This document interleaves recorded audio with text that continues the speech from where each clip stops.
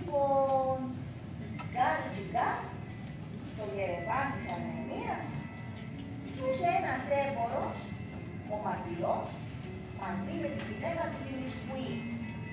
Καλός άνθρωπος και εργατικός, μα κάποτε ήρθαν άσχημοι καιροί και άρχισε να μην τα βγάζει πολύ πέρα.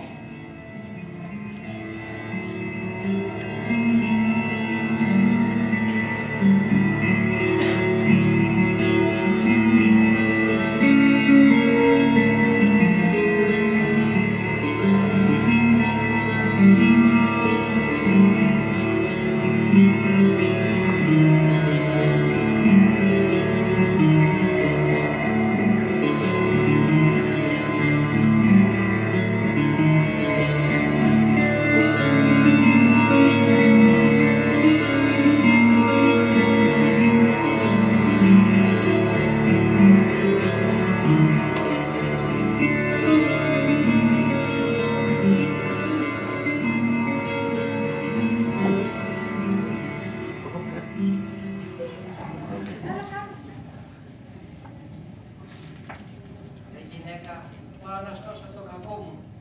Από το πρωί μέχρι το βράδυ δουλεύω και δεν μπορώ να κάνω προκοπή. Τι πράγμα είναι κι αυτό. Μην λυπάσαι, Άνταμ. Δόξα τω Θεώ, καλά είμαστε.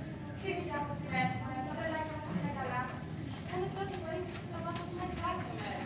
Εσύ να είσαι καλά και μη μόνος κάνεις. Λέω, δεν έχουμε πεινάσει ποτέ, δόξα τω Θεώ. Όμως να, αν έφευγα λίγο από το Γερεβάν, ας πήγαινα, ας πούμε, στο Χαλέπι να κάνω λίγο εμπόριο. Έξυπνος είμαι, τίμιος είμαι, δουλευταράς είμαι. Σαν πως και άλλοι που έχουν κάνει προκοπή, είναι καλύτεροι από μένα.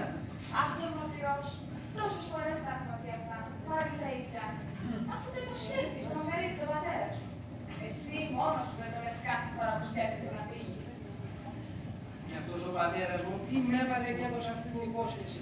Ακούς εκεί να μην με αφήνει να πάω στο Χαλέπι. Αν δεν είχα αποσχεθεί αυτό το πράγμα, θα είχα κάνει ένα-δυο ταξίδια τώρα και θα είχαμε γεμίσει με ένα σωρό λεφτά. Έλα τώρα, ό,τι έγινε έγινε. Και υπόσχεση δεν μπορείς να το πάρεις πίσω. Ξέρεις, χθες μόλις μου λέγε ο Κρικόρ, ο γαμπρός της Κυραβαρτούης. Κάτω στο Χαλέπι δεν έχουν καθόλου πηξόξυλο και πως το πουλάνε σε πολύ ακριβή τιμή. Λοιπόν, εγώ η σκουή μου το αποφάσισα. Θα πάρω ένα φορτίο πηξόξυλο και θα πάω να το πουλήσω στο Χαλέπι. Τι, μα τι να τα βγες, καλέ. Ξανακούστηκε να πατήσεις στον όγκο που έδωσε στον πατέρα σου πριν πεθάνει. Είμαι τον κύριε. Αν ήταν κάτι άλλο, κάτι λογικό, δεν λέω. Αλλά ήταν μια ιδιοτροπία του πατέρα. Τι είχε ακούσει ότι στο Χαλέπι είναι γεμάτο κλέφτες και απατεώνες και θέλησε να με προστατεύσει. Μα εγώ είμαι έξυπνος. Δεν θα αφήσω να με ξεγελάσει κανείς.